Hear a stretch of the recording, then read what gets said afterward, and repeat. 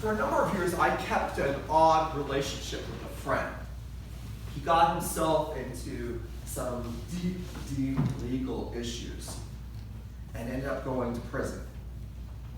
And it was probably one of the strangest things I've ever done. And I don't know if you've ever had a loved one or a friend get involved in some legal issues and be put away for a while. But it's hard because you're trying to connect them with an outside world that they have no understanding of what's going on. This fellow was in prison for 8 years. That's a long time. And the world changes a lot in 8 years, as you can imagine. You cannot talk to him about what you saw on TV, or what book you're reading, or what people you know, or what people you don't know. But it was this very odd relationship I had. And I knew that everything that I wrote to him would be read by a third party, and that the original copy, I don't know if you know this or not, is destroyed when you send something to someone in prison, because that could be a way of smuggling drugs in now, on the paper itself. So it's a very tenuous place. And this fellow, who is now out and I think doing relatively well, it was a place for him truly to be a penitentiary, a place of penance. I don't know if you've ever gone down the Eastern State Penitentiary down in Philly. Our Quaker friends had the understanding, pro and con, because there were some strange things that went on down there too, that a place of reformation should be a place of healing, of penance, and that it be a place of almost conversion. Why I'm mentioning this is our gospel today takes place in a prison. John the Baptist is done doing his career of running around, screaming at people, and baptizing people, and eating locusts and honey like he did last week.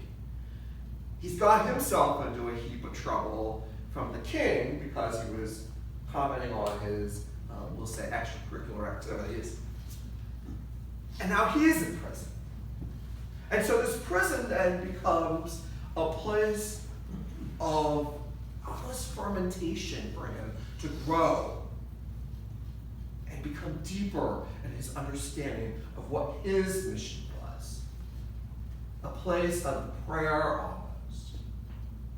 Last week I talked about Saint Seraphim of Sarov, and I hope you all Googled him afterwards and explored Russian spirituality. This week I'm going to throw you another weird saying, because I love them. And his name was Saint Romuald. So we're going Italian this week. And Saint Romuald was a hermit monk that became a hermit because he got himself into a place in his life where he witnessed the death of one of his friends in a duel. God love those medieval times. And he was traumatized by the witness of this act of violence. And he went off and became a hermit. And he wrote a little rule, and he said that the cell was a place of paradise. Just sit there. And he goes on in his rule and says that sitting there is like a bird sitting on its nest, keeping watch over its young. And I find it very interesting that both in monastic life and in prison life, there's a lot of connections.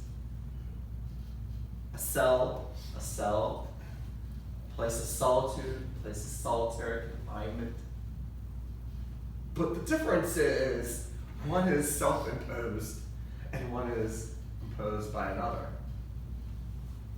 And I think one of the issues that would come up in this Lenten season, Advent season, is the question of how do we live in solitude, but also how do we free ourselves from bondage?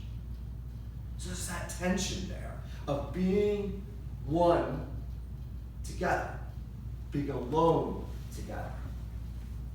How do we become one with ourselves in peace and calm, while at the same time being broken out of the bonds that enslave us.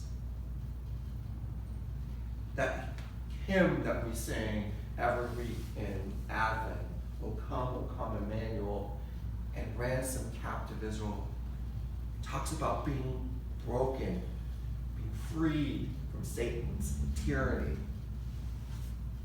So the question is, how do we then, like John, be okay to be at peace and alone with ourselves? Remember last week when we talked about Saint Seraphim, the idea that if you are at peace with yourself, that's how you transform with the world. How do we be at peace with ourselves? How do we be at one with ourselves, yet at the same time free from what's enslaving us? That tension. And I think that's the tension that comes out of the prophets. The prophets are people who were grounded in themselves, yet at the same time, we're always challenging people to break out of what's holding them captive. And that's the question we have to constantly ask ourselves. What is holding us captive? What is holding us captive? Is it our relationship? Is it our own emotions? Is it our need for ego? What is it? And what are those things that we need to let go of? I think the holiday season places so much burdens on us. And there's no doubt that's the reason why between Thanksgiving and New Year's the highest rate of suicide. We have so much placed upon us. We have to be happy. We have to have a perfect life. We have to have a perfect family. We have to have a perfect gift.